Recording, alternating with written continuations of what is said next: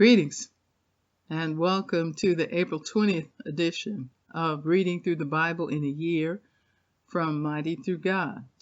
Today I'll be reading Joshua chapter 21, verse 1 through chapter 22, verse 20, Luke chapter 20, verse 1 through 26, Psalm 89, verses 1 through 13, and Proverbs 13, verses 15 and 16.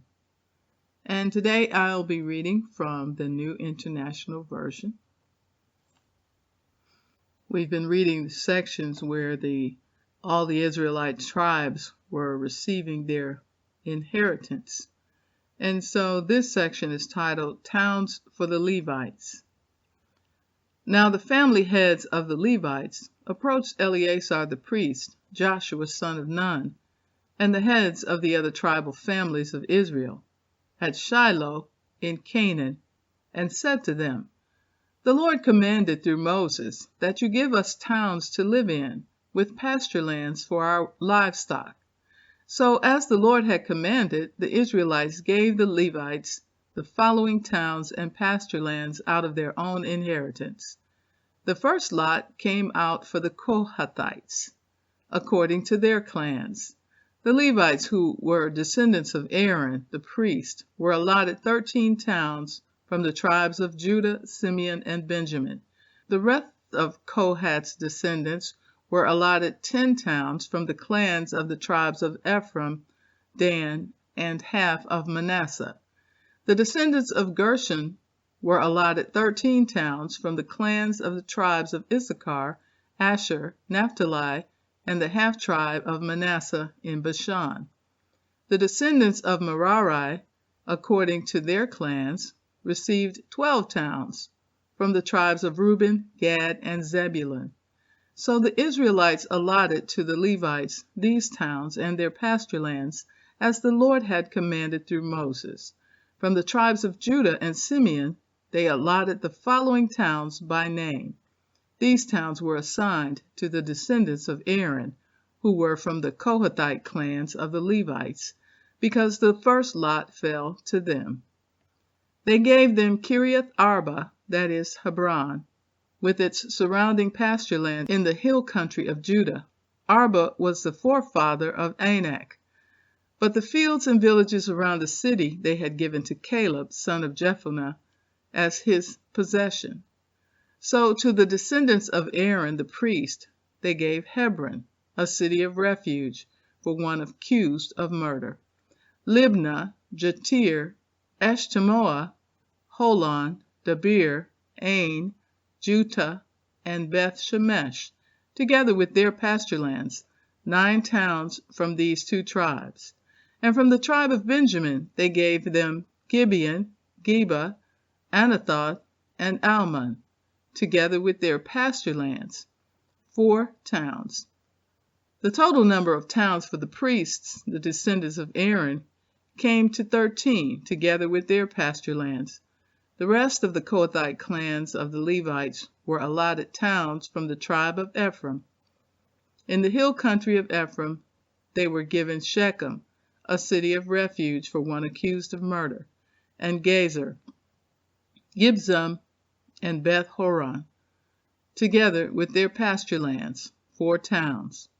Also from the tribe of Dan they received Eltekeh, Gibbethon, Aijalon, and Gath-Rimmon, together with their pasture lands, 4 towns. From half the tribe of Manasseh they received Tanakh and Gath-Rimmon, together with their pasture lands, 2 towns. All these 10 towns and their pasture lands were given to the rest of the Kohathite clans. The Levite clans of the Gershonites were given from the half-tribe of Manasseh, Golan in Bashan, a city of refuge for one accused of murder, and Beeshterah, together with their pasture lands, 2 towns. From the tribe of Issachar, Kishion, Dabaroth, Jarmuth, and Engannim, together with their pasture lands, 4 towns. From the tribe of Asher, Mishal, Abdon, Hikath, Helkath, and Rehob, together with their pasture lands, 4 towns. From the tribe of Naphtali, Kadesh in Galilee, a city of refuge for one accused of murder, Hamath Dor, and Kartan, together with their pasture lands, 3 towns. The total number of towns of the Gershonite clans came to 13, together with their pasture lands. The Merarite clans, the rest of the Levites, were given from the tribe of Zebulun, Jokneam, Karta, Dimnah, and Nahalal, together with their pasture lands, 4 towns. From the tribe of Reuben, Bezer, Jahaz, Kedemoth, and Mephath, together with their pasture lands, 4 towns. From the tribe of Gad, Ramoth in Gilead, a city of refuge for one accused of murder, Mahanaim, Heshbon, and Jazer, together with their pasture lands, 4 towns in all. The total number of towns allotted to the Merarite clans, who were the rest of the Levites, came to 12. The towns of the Levites in the territories held by the Israelites were 48 in all, together with their pasture lands surrounding it. This was true for all these towns. So the Lord gave Israel all the land he had sworn to give their ancestors, and they took possession of it and settled there. The Lord gave them rest on every side, just as he had sworn to their ancestors. Not one of their enemies withstood them. The Lord gave all their enemies into their hands. Not one of all the Lord's good promises to Israel failed. Every one was fulfilled. Chapter 22. Then Joshua summoned the Reubenites, the Gadites, and the half-tribe of Manasseh, and said to them, You have done all that Moses the servant of the Lord commanded, and you have obeyed me in everything I commanded. For a long time now, to this very day, you have not deserted your fellow Israelites, but have carried out the mission the Lord your God gave you. Now that the Lord your God has given them rest as he promised, return to your homes in the land that Moses the servant of the Lord gave you on the other side of the Jordan. But be very careful to keep the commandment and the law that Moses the servant of the Lord gave you, to love the Lord your God, to walk in obedience to him, to keep his commands, to hold fast to him, and to serve him with all your heart and with all your soul. Then Joshua blessed them and sent them away, and they went to their homes. To the half-tribe of Manasseh Moses had given land in Bashan, and to the other half of the tribe Joshua gave land on the west side of the Jordan, along with their fellow Israelites. When Joshua sent them home, he blessed them, saying, Return to your homes with your great wealth, with large herds of livestock, with silver, gold, bronze, and iron, and a great quantity of clothing, and divide the plunder from your enemies with your fellow Israelites. So the Reubenites, the Gadites, and the half-tribe of Manasseh left the Israelites at Shiloh in Canaan to return to Gilead, their own land, which they had acquired in accordance with the command of the Lord through Moses. When they came to Geliloth, near the Jordan in the land of Canaan, the Reubenites, the Gadites, and the half-tribe of Manasseh built an imposing altar there by the Jordan. And when the Israelites heard that they had built the altar on the border of Canaan at Geliloth, near the Jordan on the Israelite side, the whole assembly of Israel gathered at Shiloh to go to war against them. So the Israelites sent Phinehas, son of Eleazar the priest, to the land of Gilead, to Reuben, Gad, and the half-tribe of Manasseh. With him they sent 10 of the chief men, one from each of the tribes of Israel, each the head of the family division among the Israelite clans. When they went to Gilead, to Reuben, Gad, and the half-tribe of Manasseh, they said to them, The whole assembly of the Lord says, How could you break faith with the God of Israel like this? How could you turn away from the Lord and build yourselves an altar in rebellion against him? Was not the sin of Peor enough for us?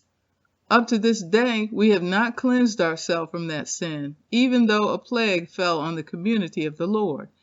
And are you now turning away from the Lord? If you rebel against the Lord today, tomorrow he will be angry with the whole community of Israel. If the land you possess is defiled, come over to the Lord's land, where the Lord's tabernacle stands, and share the land with us. But do not rebel against the Lord or against us by building an altar for yourselves, other than the altar of the Lord our God. When Achan, son of Zerah, was unfaithful in regard to the devoted things, did not wrath come on the whole community of Israel? He was not the only one who died for his sin. Luke chapter 20. This section is titled The Authority of Jesus Questioned. One day, as Jesus was teaching the people in the temple courts and proclaiming the good news, the chief priests and the teachers of the law, together with the elders, came up to him. "Tell us by what authority you are doing these things," they said. "Who gave you this authority?" He replied, "I will also ask you a question. Tell me, John's baptism, was it from heaven or of human origin?" They discussed it among themselves and said, "If we say from heaven, he will ask, 'Why didn't you believe him?' But if we say of human origin, all the people will stone us because they are persuaded that John was a prophet." So they answered, "We don't know where it was from." Jesus said, "Neither will I tell you by what authority I am doing these things." He went on to tell the people this parable. A man planted a vineyard, rented it to some farmers, and went away for a long time. At harvest time, he sent a servant to the tenants so they would give him some of the fruit of the vineyard. But the tenants beat him and sent him away empty-handed. He sent another servant, but that one also they beat and treated shamefully and sent away empty-handed. He sent still a third, and they wounded him and threw him out. Then the owner of the vineyard said, "What shall I do? I will send my son, whom I love. Perhaps they will respect him." But when the tenants saw him, they talked the matter over.